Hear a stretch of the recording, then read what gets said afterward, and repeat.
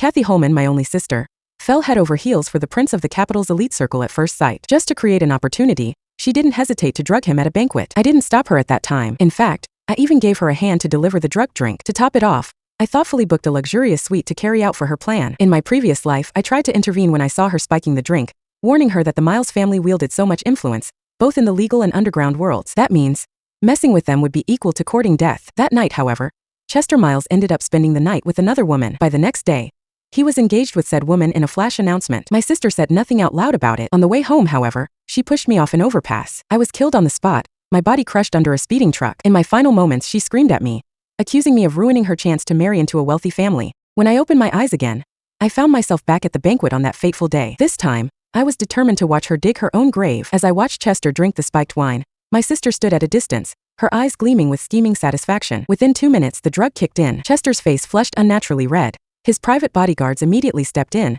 supporting him as they escorted him upstairs. I gave my sister an okay gesture and handed her the room key. I was about to slip away when she grabbed my arm. She whispered with threatening tone, "Don't think I don't know what's on your mind. You're not going anywhere until the job is done. Stay outside the room and keep watch for me. If Mr. Miles's people show up, you'd better know what to say and what to keep to yourself." This time I didn't stop her. I wanted to see just how far she could go with her schemes. My sister thought I would try to stop her.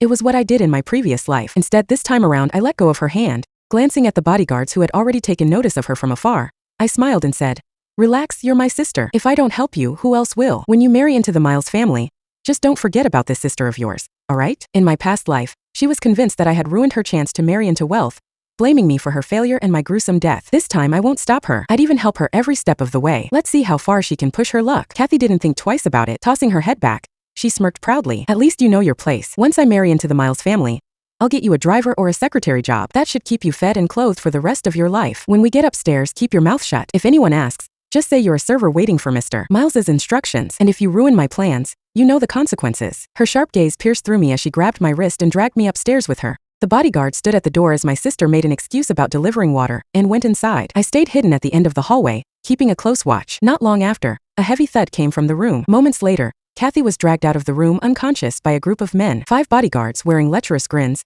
dragged her into the room next door. Seeing this, I let out a sigh of relief and clapped my hands, ready to leave. Suddenly, a heavy blow struck the back of my head. Everything went black and I lost consciousness. When I came to, my limbs were tied to the bedposts with silk ribbons. In front of me was Chester's sweat-drenched face. My eyes widened in shock and I opened my mouth to call for help. Before I could, he silenced me with a kiss, his lips pressing firmly against mine. "Don't think I don't know there was something wrong with that drink tonight," he said, his voice cold and dangerous. "Since you delivered it, you can deal with the consequences." My cries for help were muffled as the room was filled with heated breaths. I struggled fiercely, using every ounce of strength I had, but it was futile. Whatever drug Kathy had found worked too well.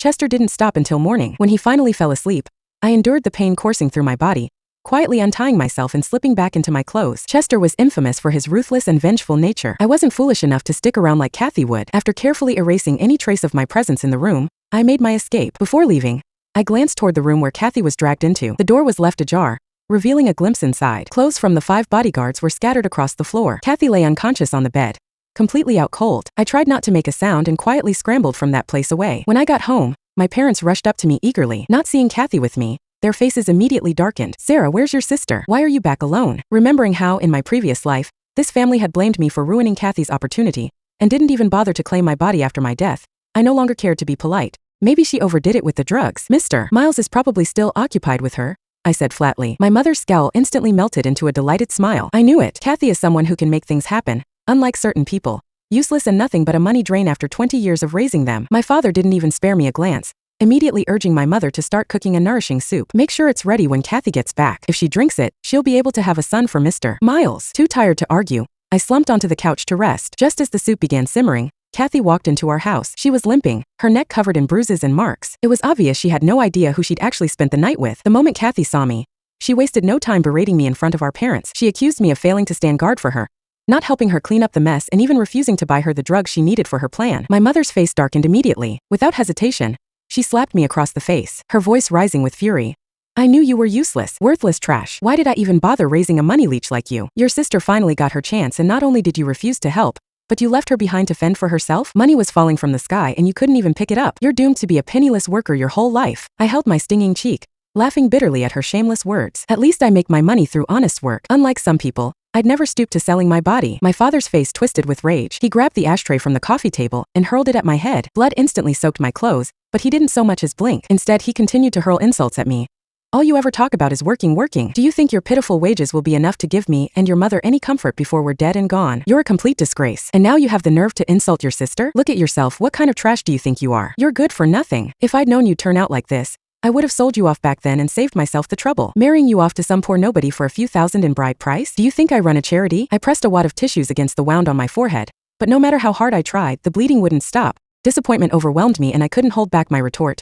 I'm your daughter, not a piece of pork in a butcher shop for people to pick and choose. If you're so eager to sell your daughter's body, why not just open a brothel? Every penny I earn is from my own hard work. What's so wrong with that? If you despise me so much, why bother having me in the first place? For a moment, panic flashed across both my parents' faces. Just as they were about to lash out again, Kathy interrupted, smugly flaunting herself. Don't mind her. Once I have a baby and marry into the Miles family, she'll be the one begging me for help, kneeling at my feet. At her words, my parents completely forgot about me. They rushed to Kathy, eager to hear about her progress. Kathy blushed, feigning shyness as she spoke. You wouldn't believe it. Chester isn't nearly as cold and distant as the rumors say. He kept me up all night and I'm still sore everywhere. It's just that when I woke up, he was already gone. All he left behind was a bank card in the room. But with how many times we did it, I'm sure I'll get pregnant. When that happens, the position of Mrs. Miles is as good as mine. My parents laughed with delight at my sister's words, as if they could already envision themselves becoming in-laws of the Miles family. They had no clue about the Miles family's power, or what that name truly represented. Anyone who dared to scheme against Chester would likely end up not even knowing how they met their end. The most important thing now was for me to sever ties with them as quickly as possible. At this moment, my parents were practically worshipping Kathy, showering her with praise for being such a capable daughter. They couldn't stop talking about her success, constantly offering her soups and tonics, hoping she'd give birth to a child right away. I seized the opportunity to expose their greedy, materialistic nature, and well, as expected, my words instantly provoked them. My father kicked me off the sofa, tearing the page with my name from the household registry and throwing it at me.